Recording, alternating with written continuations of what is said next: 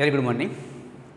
આજે આપણે ધોરણ 6ની અંદર ચેપ્ટર નંબર 4 જે આપણો નવું ચેપ્ટર છે ભૂમિતિના પાયાના ખ્યાલોનો આજે આપણે અભ્યાસ કરવાનો છે.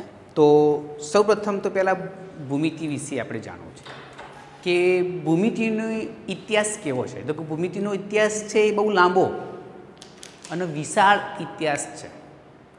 બહુ લાંબો છે અને કેવો ઇતિહાસ છે? વિશાળ ઇતિહાસ છે. તો જીઓ તો અંગ્રેજી શબ્દ છે ભૂમિતિનો જીઓમેટ્રી. એ અંગ્રેજી શબ્દ છે એનો કે જીઓમેટ્રી. કે જીઓમેટ્રી એ એનો ગ્રીક શબ્દ છે. તો જીઓમેટ્રી વિશે આપણે અલગ કરીએ તો એને જીઓમેટ્રીનો અર્થ થાય છે કે જીઓમેટ્રોન પરથી એ નામ પડ્યું છે. કોના પરથી પડ્યું છે? જીઓમેટ્રોન. તો જીઓનો અર્થ શું થાય છે? તો કે જીઓનો અર્થ થાય છે પૃથ્વી.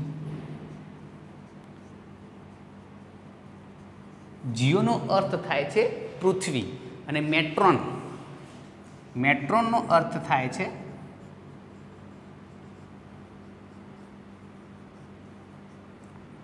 માપન.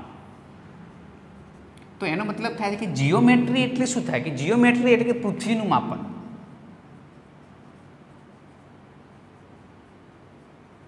તો કે જીઓમેટ્રીનો અર્થ થાય છે પૃથ્વીનું માપન. હવે આપણે જોઈએ કે પ્રાચીન સમયની અંદર કેટલાક સ્થાપત્યો હતા તો એનું માપન કરવા માટે ભૂમિતિનો ઉપયોગ કરવામાં આવતો હતો.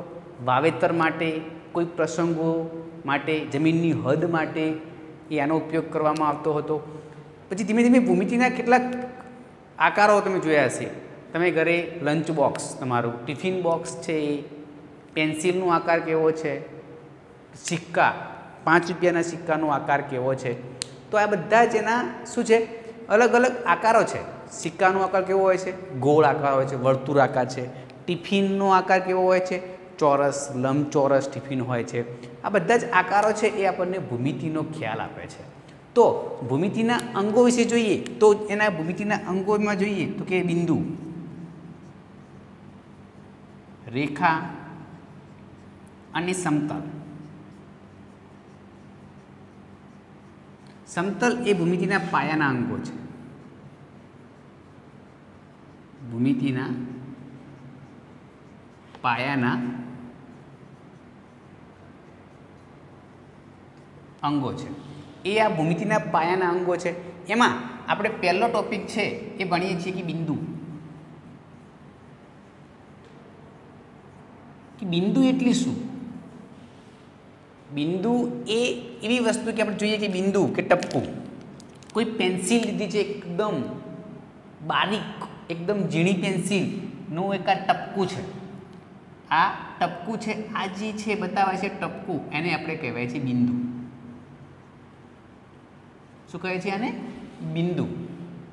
આ બિંદુ એ આપણને શેની માહિતી આપે છે? તો કે બિંદુ એ હંમેશા સ્થળ દર્શાવે છે.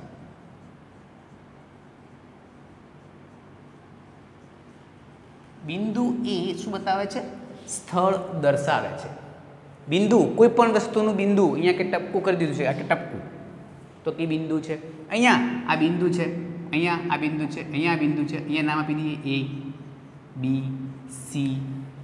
તો આ બધા બિંદુ છે. એ બિંદુ, આનું નામ એવું કે લખાય, આને વાંચવું તો વંચાય કે આ A બિંદુ છે, આ B બિંદુ છે, આ C બિંદુ છે. બરાબર છે? આ બધા બિંદુઓ કહેવાય છે. તો બિંદુ એ એનો અર્થ થાય છે કે બિંદુનું શું કામ છે? સ્થળ દર્શાવે છે. બિંદુનો અર્થ છે કે બિંદુ એ સ્થળ દર્શાવે છે. તમારી જે તીક્ષ્ણ પેન્સિલ હોય છે, પેન્સિલથી સહેજ પણ વધારે નહીં, જેટલી પતલી અણી હોય એ ટપકું એ બિંદુનો દર્શાવે છે. તો અહીંયા આગળ જોઈએ તો બિંદુ પછી છે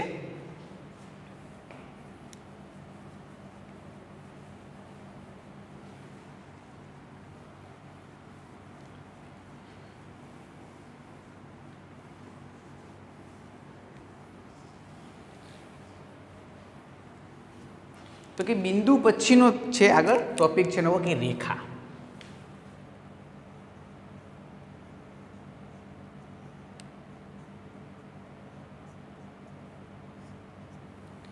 રેખા એ શું છે? તો રેખા વિશે આપણે માહિતી મેળવીએ તો કે રેખા વિશે આપણે માહિતી લેવી હોય તો રેખા જોઈએ તો કે રેખા માટે કેવું હોય છે? તો કે રેખા એક સીધી લીટીમાં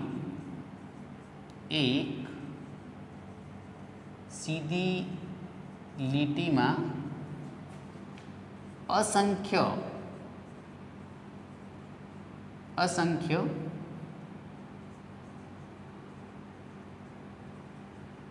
બિંદુઓ ધરાવે છે. અસંખ્ય બિંદુઓ એ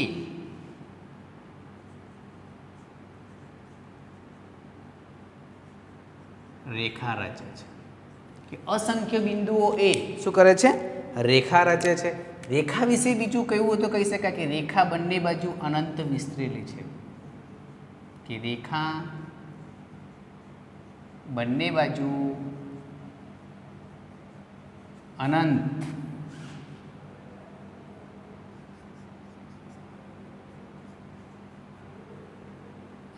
પ્રસરેલી છે. અનંત પ્રસરેલી છે. રેખાની લંબાઈ માપી શકાતી નથી.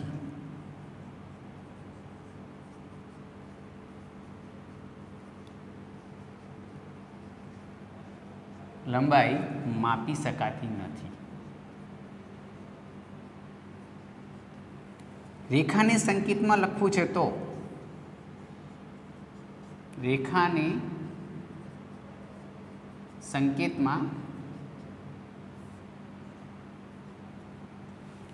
રેખાનો સંકેત છે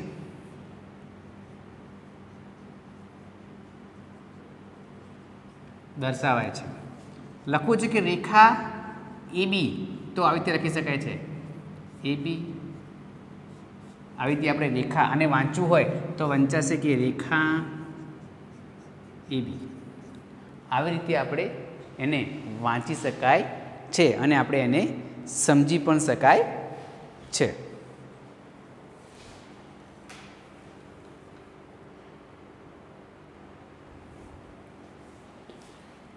આના પછીનો ટોપિક છે રેખા પછીનો ટોપિક છે રેખાખંડ.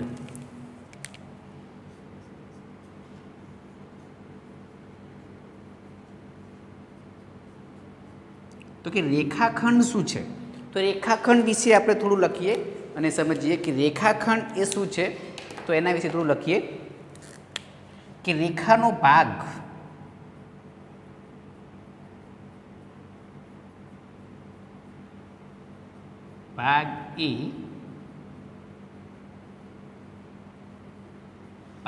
એ રેખાખંડ છે. રેખાનો ભાગ એ રેખાખંડ છે. આગળ જોઈએ તો રેખાખંડને બે અંત્યબિંદુઓ હોય છે.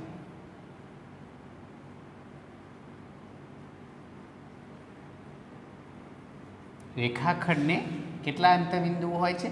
બે અંત્યબિંદુઓ હોય છે. કે રેખાખંડની લંબાઈ માપી શકાય છે.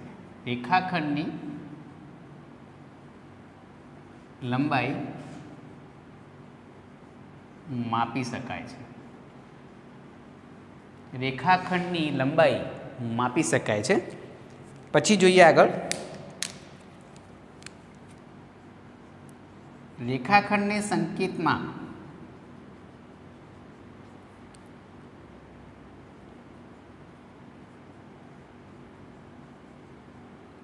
સંકેતમાં AB વડે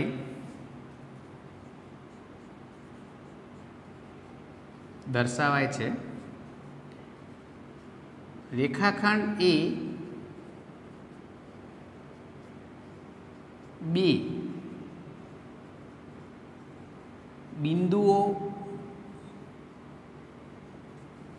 વચ્ચેનું સૌથી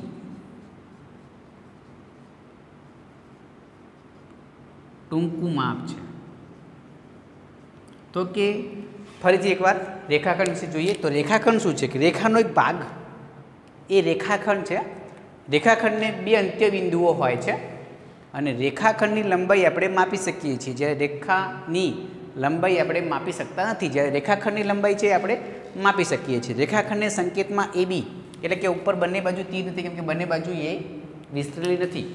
અહીંયા એનો સંકેત છે કે કેવી રીતે સંકેત દર્શાવવાનો છે કે આ એનો સંકેત છે કે રેખાખંડ એનો સંકેત છે. રેખાખંડ એ બે બિંદુઓ વચ્ચેનું સૌથી ટૂંકું માપ છે કે આ બે બિંદુઓ વચ્ચે છે, આ બે બિંદુઓ છે એના સૌથી ટૂંકામાં ટૂંકું માપ એ કોનું છે? રેખાખંડનું છે. આપણે આગળ જોઈએ તો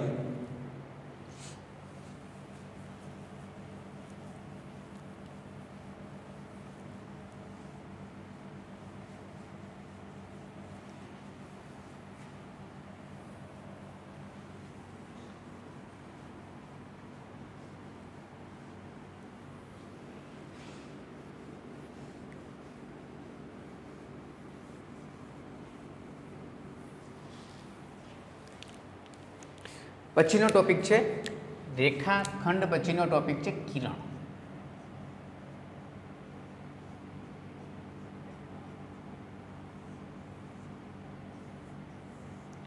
કિરણ કોને કહીશું? રેખાનો ભાગ એ રેખાખંડ પણ છે અને કિરણ પણ છે. તો લખીએ કિરણ વિશે કે રેખાનો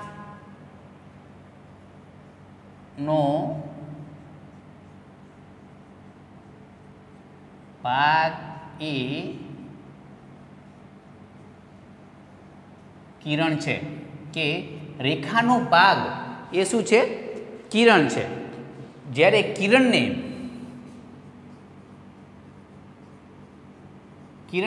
એક ઉદ્ભવ બિંદુ હોય છે.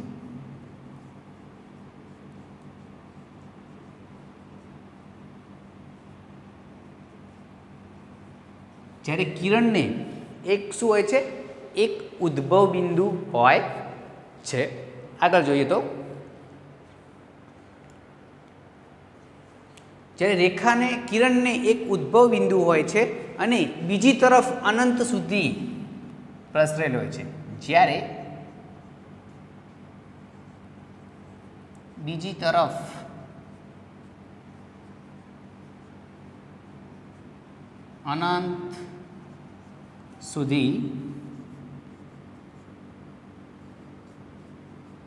અનંત સુધી પ્રસરેલી હોય છે. કિરણને સંકેતમાં લખવું છે તો કેવી રીતે લખાય છે?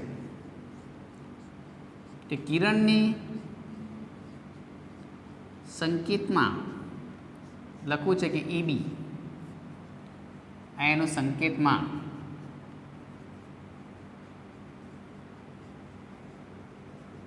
દર્શાવાય છે. તો હવે અહીંયા જોઈએ કે અહીંયા કિરણ AB લખેલું છે. આપણે અહીંયા જોઈએ કે આ કિરણ છે, અહીંયા A, અહીંયા B. તો અહીંયા આ A છે, એ શું છે? તો કે એ એનું ઉદ્ભવ બિંદુ છે. આ એ શું છે? એનું ઉદ્ભવ બિંદુ. જ્યારે બી શું છે? એ ઉદ્ભવ બિંદુ પરનું બિંદુ છે, એના માર્ગ પર આવતું બિંદુ. આ ઉદ્ભવ બિંદુ પર કે બી એ માર્ગ પર આવતું બિંદુ છે.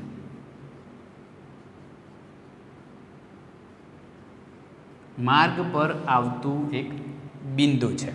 તો આ કિરણ વિશે છે. તો કિરણ વિશે જોઈએ એકવાર. તો કે રેખાનો એક ભાગ એક કિરણ છે. કિરણને એક ઉદ્ભવ બિંદુ છે, જ્યારે બીજી તરફ કિરણ છે એ અનંત સુધી પ્રસરેલી છે. કિરણને સંકેતમાં AB, કિરણ AB માં દર્શાવાય છે. એટલે કે આ એનો સંકેત છે, ઉપર છે એ એનો એ સંકેત બતાવે છે. અને વાંચવું હોય તો કિરણ AB આપણે એવી રીતે એને વાંચી શકાય છે. એના પછીનો આપણો ટોપિક છે બીજો આગળ કે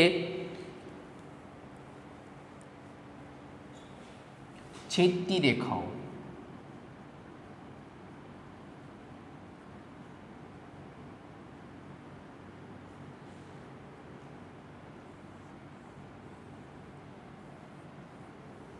છેદતી રેખાઓ કોને કહેવાય?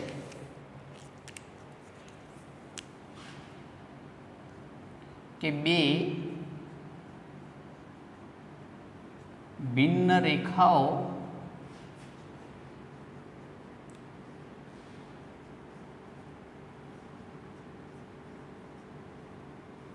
એક જ બિંદુમાં છેદતી હોય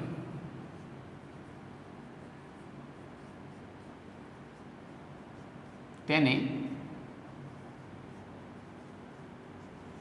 છેદતી રેખાઓ કહે છે। તો કે છેદતી રેખાઓ કોને કહે છે? બે ભિન્ન રેખાઓ। બે ભિન્ન એટલે શું? તો કે ભિન્ન એટલે કે કેવી? અલગ અલગ। કે ભિન્ન એટલે શું? કે ભિન્ન એટલે કે અલગ અલગ। કે બે અલગ અલગ રેખાઓ એક જ બિંદુમાં છેદતી હોય તેવી રેખાઓને છેદતી રેખાઓ કહીએ છીએ। એક્ઝામ્પલ તરીકે આપણે અહીંયા જોઈએ કે અહીંયા એક આકૃતિ ડ્રો કરી જોઈએ કે અહીંયા એક છે, આ રેખાનું નામ આપી દીધું છે એલ, બરાબર છે। એક આ બીજી રેખા છે, એનું નામ આપ્યું છે આપણે એમ। એટલે કે બે રેખાઓ છે, એક રેખાનું નામ એલ છે, એક રેખાનું નામ એમ છે। આ બંને અહીંયા એક જ બિંદુમાં છેદે છે, એનું નામ આપી દીધું છે પી। તો આને છેદતી રેખાઓ કહીએ છીએ। શું કહેવાય છે આને? આને છેદતી રેખાઓ આપણે કહીએ છીએ। ચલો આગળ જોઈશું પછી।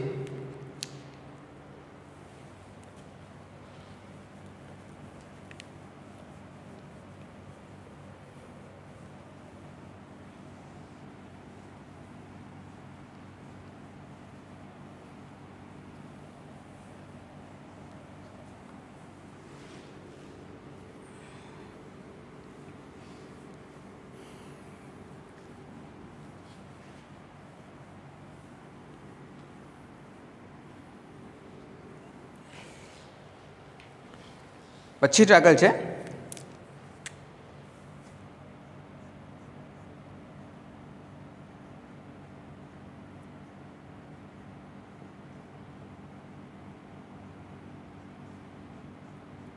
કે સમાંતર રેખાઓ કોને કહે છે?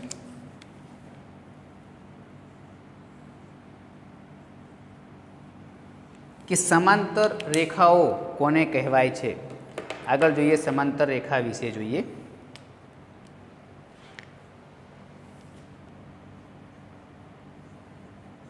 એક જ સપાટી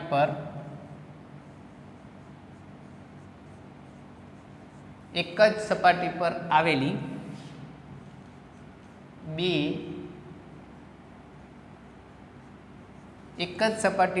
આવેલી બે રેખાઓ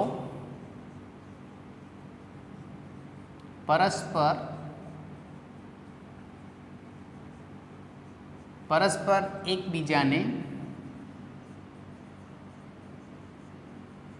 છેદતી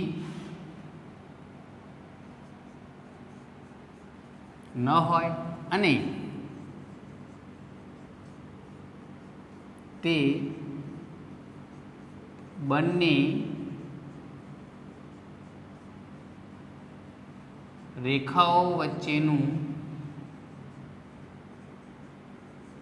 અંતર સમાન હોય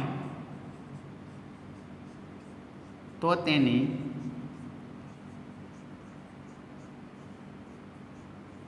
સમાંતર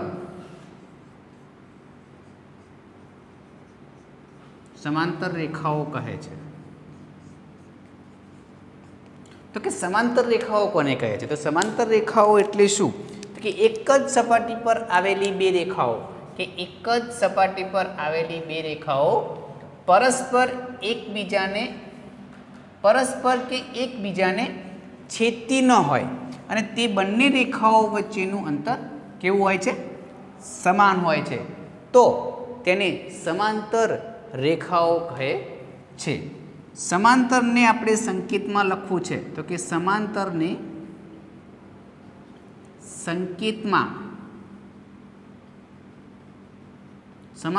સંકેતમાં આપણે હવે તે બે ઊભા લીટાઓ વડે લખી શકાય,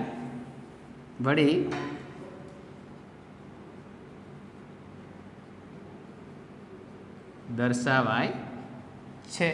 એક્ઝામ્પલ તરીકે આપણે કોઈ એવું કહેવું છે કે બે રેખાઓ સમાંતર છે, તો આપણે અહીંયા જોઈએ કે અહીંયા હું લખું છું, ચલો કે બે રેખા લખી દઈએ કે રેખા 1 આનું નામ આપી દઈએ છીએ કે રેખા એ બી,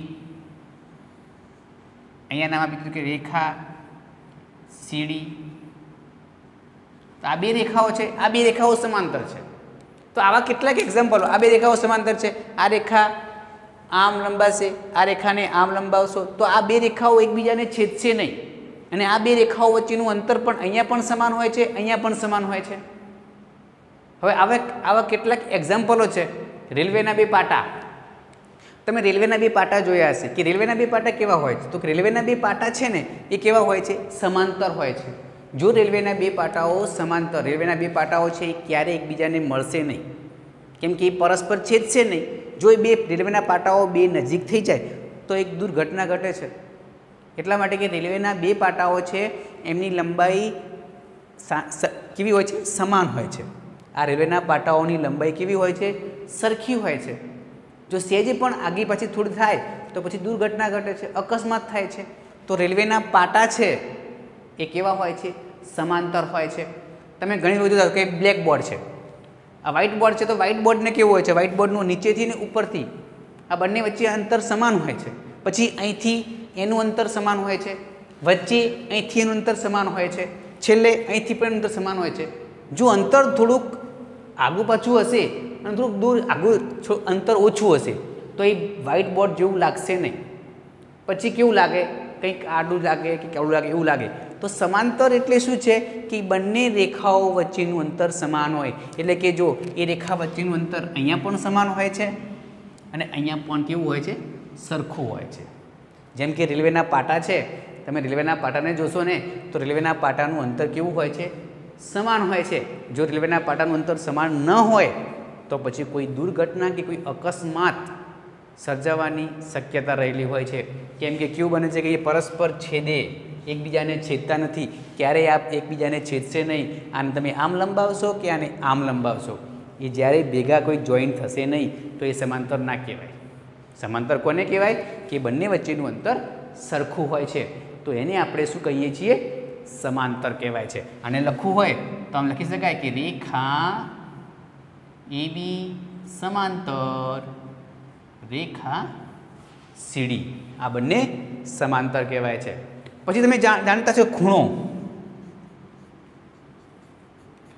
ખૂણો વિશે જાણતા છો. ખૂણાની રચના કેવી થાય છે? કે બે કિરણ, અહીંયા જો એક કિરણ છે, અહીંયા એક કિરણ છે, આ બંનેનું સામાન્ય બિંદુ એક એ બી સી, અહીંયા એ ઓ બી, જે વચ્ચેનું બિંદુ છે, વચ્ચેનું બિંદુ છે અહીંયા લખી શકાય કે એ ઓ બી. આ વચ્ચેનું બિંદુ હોય છે એ ખૂણો દર્શાવે છે. વચ્ચેનું બિંદુ એ શું કરે છે? ખૂણો દર્શાવે છે. વચ્ચેનું બિંદુ એ ખૂણો દર્શાવે છે. તો અહીંયા વચ્ચે છે એ શું બતાવે છે? આપણને ખૂણો દર્શાવે છે. ખબર પડી ગઈ? શું કરવાનું છે કે ખૂણો કોને કહે છે? તો ખૂણો સમાંતર રેખા કોને કહીશું? કેટલાક એવા એક્ઝામ્પલ તમે આપી શકો છો. બારી છે, તમારું આ વ્હાઇટ બોર્ડ છે, રેલવેના પાટા છે, આ બધા જ એક્ઝામ્પલો કોના છે? સમાંતરના એક્ઝામ્પલ છે. તો કે સમાંતર રેખાઓ કોને કહીશું? તો આજે આ વિડીયોની અંદર આપણે કેટલા ટોપિક ભણ્યા છીએ? 5 ટોપિક થઈ ગયા આપણા. પહેલો છે તો કે બિંદુ વિશે ભણ્યા. બીજા નંબરનો આપણો ટોપિક હતો રેખા, રેખાખંડ, કિરણ, છેદતી રેખાઓ અને સમાંતર રેખાઓ વિશે આપણે અહીંયા જોયું. આનો પણ તમે સ્ક્રીનશોટ લઈ શકો છો.